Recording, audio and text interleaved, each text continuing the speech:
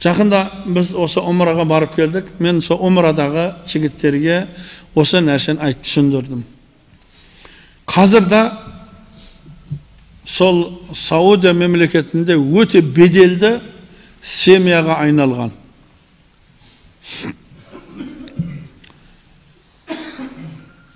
Bir шал мен кемпірдің 3 қызы болады да, жасы келген әжесі болады. Бірақ бала кедейліктен, со дәрежеде сор болғанда кедейліктен Рамазан айы келді. Рамазан айы келіп, адамдардың барлығы қуанып,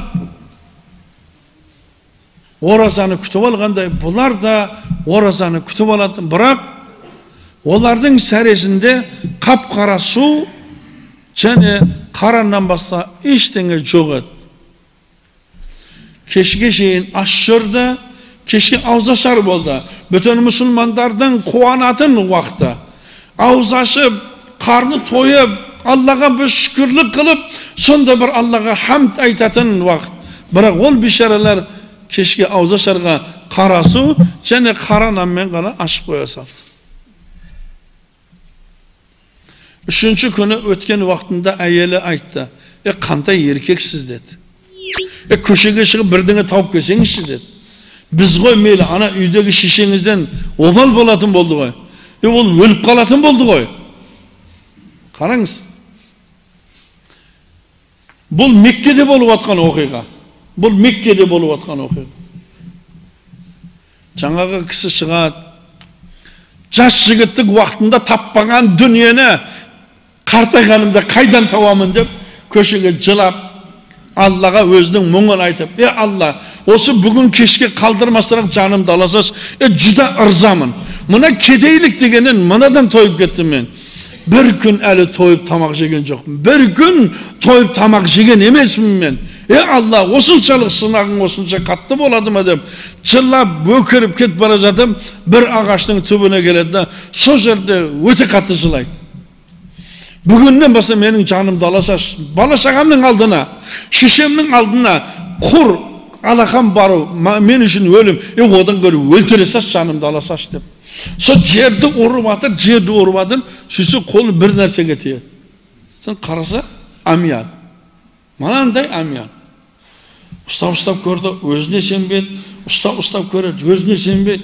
Кейін ішін ашып қараса, ішінде алтын ғой. Жан-жағына қарайды, аспанға қарайды. Құдай тастады ма, не берді бұл? Бір пәсте бай болып қалып, ары ойланып, бері ойланып, оқ дейді. Енді жақсы болды. Енді бұдан пайдаланып, Құдай енді осынша жыл сабыр қылғандығыма, осыны маған берген шығар деп ойланып отыр еді, бірден тоқта деді. Қараңызда, тоқта деді. Бұл Мекке ғой деді. Меккеде тауып алған нәрсе харам. Мекке халқына сол жерде түсіп қалған нәрсені тауып алып өзіне істету харам. Негізінде бұл харам, халалды байлар ойламайды ма негізінде? Аш адамға не керегі бар? Қараңызда. Бірақ мұсылман адамның ақидасы, мұсылман адамның сенімі, мұсылман адамның Алладан болған қорқуы қандай болады да? Сөйтеді, қой деді. Мен де сонша Құдай, сонша сабыр қылдым ғой. İçmedim, жемедім. Енді Құдайдың өзі берді ғой деп, кешке шейін алысты да өстім. Содан кейін жоқ деді, үйге барайын деп, үйіне келіп еді, әйелі қайран қалды. Әйел деген жаман сезгір болады ғой, білесіздер? Жаман сезіп қойды да бұлар ше. Тыныштық ба деді. Не тауып алдың деді.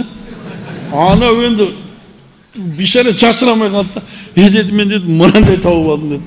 Құдай берді ғой, оразада берді ғой Құдай мені. Біздің аш жүргенімізді көрген Құдай өсті бере салды ғой деп тұрып. Тоқта, өзің бас деді. Білесің бе, Меккенің халқына түсіп қалған затты алу харам екенін білесің бе? Білем ғой деді. Бірақ деді, Құдай оны әркімге де бере білмейді. Именно сенің тауып алғандығын қарасай мынаған. Бұл саған бұйырып тұр ғой, саған бұйырып тұр міне. Қыздар да бой жетіп қалды, қыздарды шығарасың, енді үйді жөндеп аламыз деп еді. Тоқта, болмайды бұл деді. Қараңызда, сіз менен бізді Аллах Субхана тағала Құр'анда не дейді? Ар-рижал дейді, еркек дейді. Үйді басқаратын, еркек басқарады үйді. Қараңыз, үйді еркек басқарады. Тоқта деді да, тоқта. Болмайды деп еді. Енді әйел кісі бұлай алып кетеді ғой, білесіз. Жарайды деді. Онда деді, азырағын істетейік деді. Азырағын істетейік деді. Ол анау бәрібір біз тауып апарып бергенге ол шүйінші береді ғой. Сонда біз айтамыз, сен шүйіншін керек емес, біз алып істетіп қойғанбыз дей саламыз. Біраз ойланды, еркекші қараңызда, еркек кісі шынымен рижал болу керек. Тоқта деді. Болмайды, бұл да болмайды деді. Енді түнімен айналдырып шықты, жоқ қой. Сөйтті да мен бір шығайын деді. Бір шығып көрейін деп, Меккені аралап жүрсе, бір адам айқайлап отыр, адамдар жиналып қалған. Ей, Мекке халқы, менің осында бір ақшам түсіп қалды, соны тауып беріңдер. Білесіңдер ме, Меккенің халқына жерге түсіп қалған затты алу сендерге харам деп сондай айқайлап отыр. Бұл жайлап келіп тұрды да кейін сұрады. Тоқта деді. Егер деді сен деді, саған деді соны әкеп берсе, тауып алған сенің алтыныңды әкеп берсе, сен деді сүйіншіге не бересің деді. Сөйтіп еді, бір тиын бермеймін деді. Бір тиын бермеймін деді. Ол деді, менің ақым деді. Ол деді. Кейін бұл шошып кетті, тоқта деді. Сен сонша алтыныңда деді, бір кішкентай ғана сүйін, бір тиын бермейді, ол сендерге харам деді. Кейін бұл ойланып қалды, мынау не деп кетті, мынау таза жынды екен ғой мынау. Кешке үйіне барып, әйеліне айтты, ол деді, таза бір жынды адам екен деді. Бір тиын бермеймін деп жатыр екен, әйел айтты. Деді, ол ашуланып жатыр ғой деді. Ертең барған ол өзіне келіп қалады деді. Сол жарайды, ертесіне барды, қарап тұр, анау одан бетер айқайлап жатыр. Кеңірдегі жарылып кетен айқайлап. Сонда тоқта деді. Сен енді ешнәрсе бермеймін десең деді, ешкім саған тауып бермейді ғой деді. Кішкенте бір нәрсе берем десең береді ғой деді. Сөйтіп еді, жоқ деді. Валлахи деді, бір тиын бермеймін деді.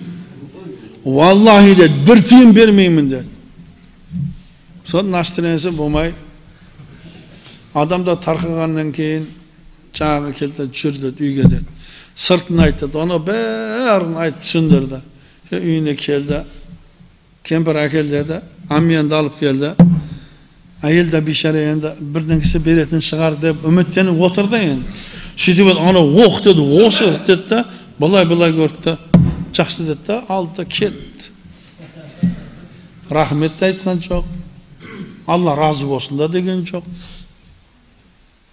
Кетті, ана кемпір мен шал бір-біріне қарап отырып қалды. Енді мейлден деді. Құдайдан сұра берейік деді. Müslüman adamның саналығы, сабырлығы, қанағатшылдығы қандай да? Содан кетіп, енді өздерінің жұмыстарына кірісіп отыр.